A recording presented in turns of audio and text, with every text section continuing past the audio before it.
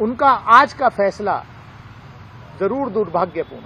BSP के सांसद दानिश अली को मायावती ने बाहर का रास्ता दिखा दिया, यानी कि पार्टी से बाहर निकाल दिया, बीएसपी से निष्कासित कर दिया गया उनको। पार्टी विरोधी गतिविधियों के कारण दानिश अली को बाहर का रास्ता दिखा दिया गया है। सतीश मिश्रा जो बीएसपी के महासचिव हैं, उन्होंने 200 वर्ड का एक लेटर लिख के तरह तरह के आरोप लगाए और ये आरोपों में दानिश अली को कटघरे में खड़ा करते हुए पार्टी से बाहर का रास्ता दिखा दिया गया। दानिश अली 2-3-4 महीने से आप देख रहे होंगे कि राहुल गांधी के पीछे आगे पीछे दौड़ रहे थे, महुआ मोइत्रा के पल्लू के पीछे छुपने की कोशिश कर रहे थे। महुआ मोइत्रा को जब एथिक्स कमेटी ने कैश फॉर क्वेरी के लिए बुलाया था तो दानिश अली ही सबसे ज्यादा वोकल थे और सबसे ज्यादा हल्ला गुल्ला मचाने वाले ये दानिश अली थे। मायावती के सामने न राहुल गांधी कहीं टिकते हैं न महुआ मोइत्रा टिकती है। बीएसपी की इतनी बड़ी लीडर, जरूर कांग्रेस पार्टी बड़ी पार्टी है, लेकिन मायावती के सामने अगर राहुल गांधी और मायावती का सामना किया कराया जाए तो मायावती के सामने तो राहुल गांधी कहीं टिकते नहीं है। जरूर कांग्रेस बड़ी पार्टी है, लेकिन राहुल गांधी कहीं भी मायावती के सामने नहीं टिकते।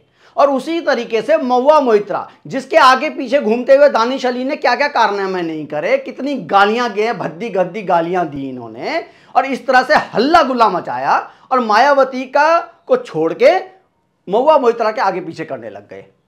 महुआ मोइत्रा और मायावती का कोई मुकाबला हो सकता है क्या?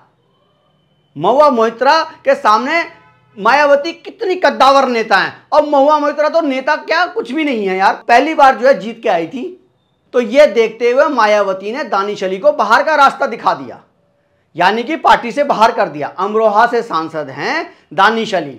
जेडीएस के कहने पर, देवेगौड़ा के कहने पर मायावती ने दानिश अली को पार्टी में रखा था और देवेगौड़ा ने प्रॉमिस भी कराया था कि दानिश अली कोई भी पार्टी गतिविधियों में शामिल नहीं होंगे और पार्टी के लिए काम करेंगे। लेकिन हुआ इसके उलट और संसद में भद्दी भद्दी गालियां, गाली गलौज और मोदी के ऊपर तरह तरह के अपशब्द कहना, यह इस आदमी की कार्य था। यह आदमी पार्टी से हटके तरह तरह के काम और दूसरे करने लग गया। बीएसपी के 10 सांसद हैं लोकसभा में, लेकिन आपने दानिश अली के अलावा किसी और का नाम तक भी नहीं सुना होगा। क्यों? और सब जितने भी सांसद हैं वो अपना काम पार्टी लाइन से हटके नहीं कर रहे थे, लेकिन ये दानिश अली जो थे सिर्फ पार्टी लाइन से हटके काम कर रहे थे।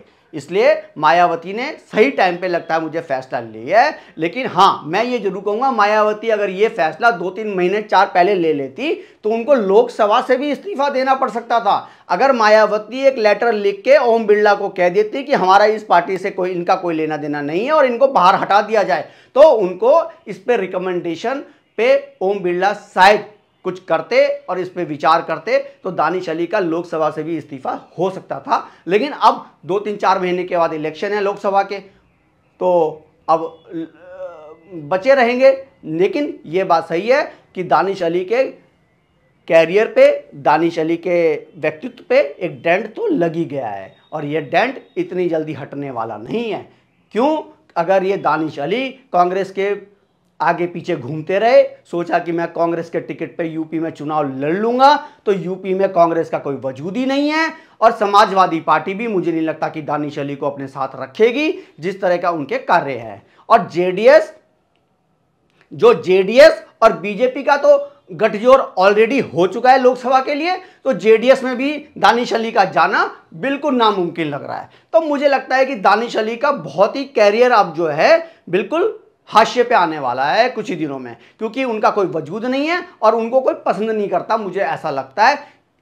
और जिस तरीके से उन्होंने कैश फॉर क्वेरी के लिए या राहुल गांधी के पीछे आगे पीछे भागते हुए जो घटनाएं घटी हैं और पार्लियामेंट में जिस तरह से भद्दी भद्दी गालियां दी हैं, उसके बाद तो ये डिसीजन मायावती का बहुत ही अच्छा रहा है।